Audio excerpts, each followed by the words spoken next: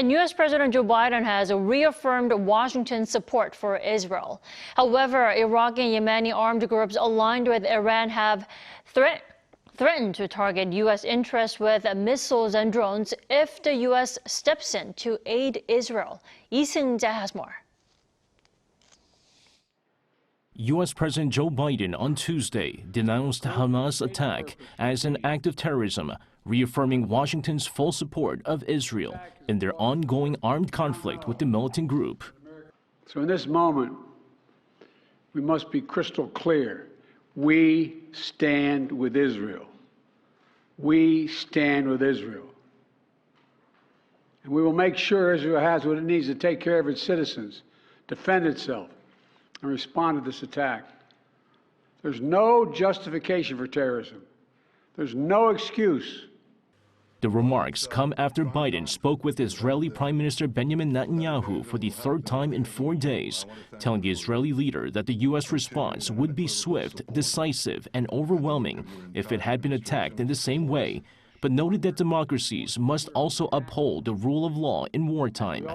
Biden also said that he would call on Congress to take urgent action to support Israel.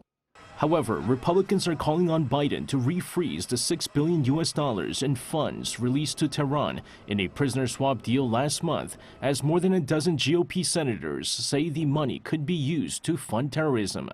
The call to refreeze the funds also come amid speculation of links between Iran and the Hamas attack over the weekend that sparked the armed conflict between Israel and the militant group, despite the U.S. having no smoking gun, proving that Tehran played a direct role.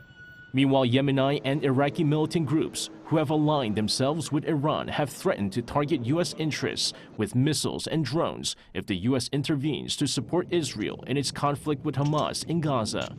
A number of Iraqi militant groups linked with Iran have shown full support for both Hamas and Palestine, while Yemen's Houthi movement made clear its plans if the U.S. gets involved in the conflict.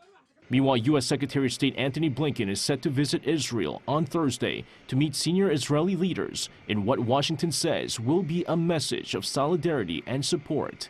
U.S. State Department spokesperson Matthew Miller told reporters Tuesday that Blinken will engage with Israel directly about the situation on the ground and discuss how the U.S. can continue to best support them in their fight. Seung-jae, Arirang News.